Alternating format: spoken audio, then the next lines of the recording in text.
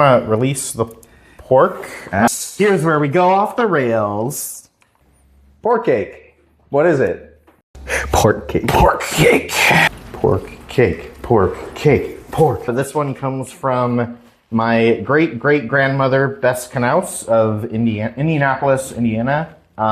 It is pork cake. With respect to Steve's family, I will not be commenting further on the pork cake. I don't like it, okay? I already don't think you should be putting your meats in your cake.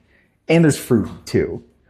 Take a pound of ground pork and a pint of boiling water and pour water over the pork and set aside to cool. I need a cauldron for my raisins and my currants and my citron. I asked my mother about this recipe. She does a lot of our genealogical history for our family. And she said, it's like a fruit cake. And, you know, in all fairness, people use animal fats instead of like butter in baking. So shouldn't be the weirdest thing, except for the fact that that's a pound of ground pork. Please read in entirety what the recipe tells us to do with the pork, Steve. We'll then go into the cake, and then it's gonna bake slowly for 1 hour, whatever that means. And that's it. I love instructions from 100 years ago. They're so mysterious and cool. It's a pound of raisins? I am so used to modern recipes telling you exact measurements. Oh yeah, baking. It's a science. Listen, and they're just like, yeah, go ahead. We're basically doing the alchemy of baking today. Somehow, I don't think we're gonna create gold. Yeah, it does not tell us the temperature. All right, so we've got our big old bowl of fruit going into this cake. We're also going to be adding walnuts, uses some fruit juice, spices. It's going to be fine. It's going to be good. I have high hopes. I think the spices might save it. Maybe. Mm-hmm. I just don't want, you know. We're good. Okay, I'm coming in hot. Bring it on over.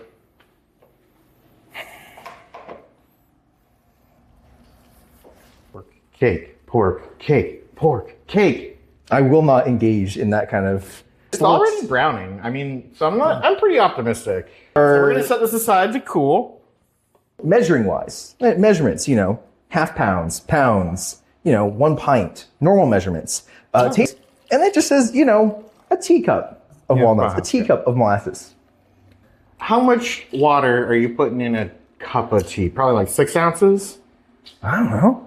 I make my tea in a mug. I don't make it in a teacup. All right, well, why don't you go ahead and hit us with a cup of sugar? Yeah, I keep seeing teacup over and over again, and it's really freaking me out. Like, stewing all these fruits together, we're gonna be like rehydrating them, get them nice and soft to go into this cake.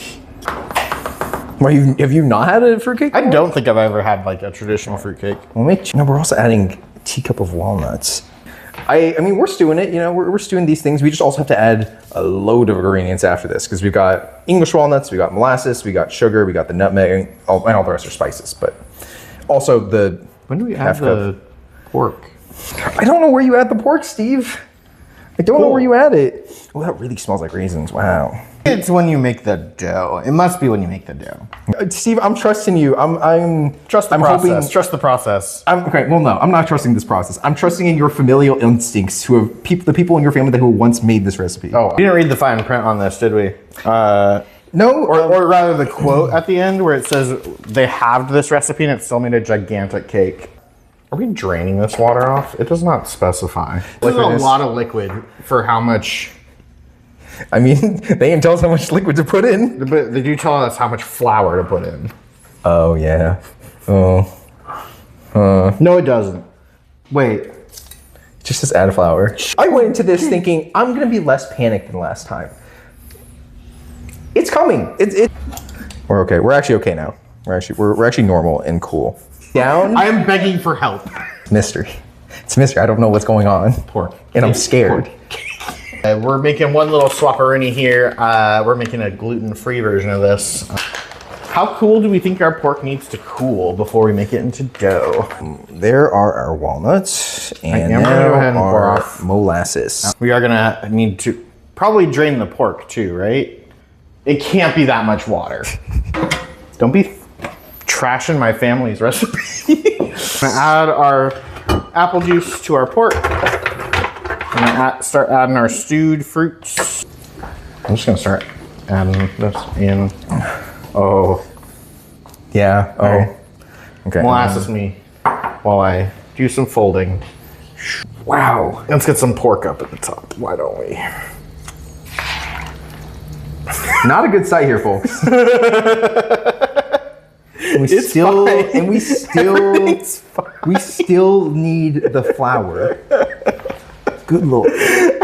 I imagine a stiff dough is a lot of flour, so Oh, let's go. Let's just go. Let's do it. Yeah. Crazy. This almost looks like chili to me now, and that is both horrifying and honestly better than the way it looked like before. but it also still smells good.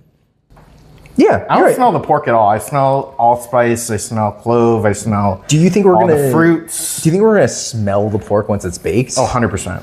Pork cake. Pork cake. Pork cake. Cake. Pork cake. Pork cake. Do y'all see what I mean though by the rules like chili now? Well, It's just like baked goods shouldn't look like that. well, it's not baked yet, Eugene. I should remember I have to eat this later. Ugh. You get to eat this later. I get to eat this. Actually, no wait. You get to eat this later. Yeah, we both do. I'm excited. It truly does just smell good, though. I do wonder if the pork shines through because why name it that otherwise? Yeah. Oh, yeah. Oh, I'm so excited. You know, I'm thrilled that you're thrilled. It does smell good. That's a bowl of chili, ladies and gentlemen, and others. It's not bad. I don't taste pork. I may not have gotten pork. I got a whiff of pork. I like it. I think this one's a winner. Try pork cake. No, it's not the worst thing I've ever eaten. In spite of it all, it does taste better than it looks.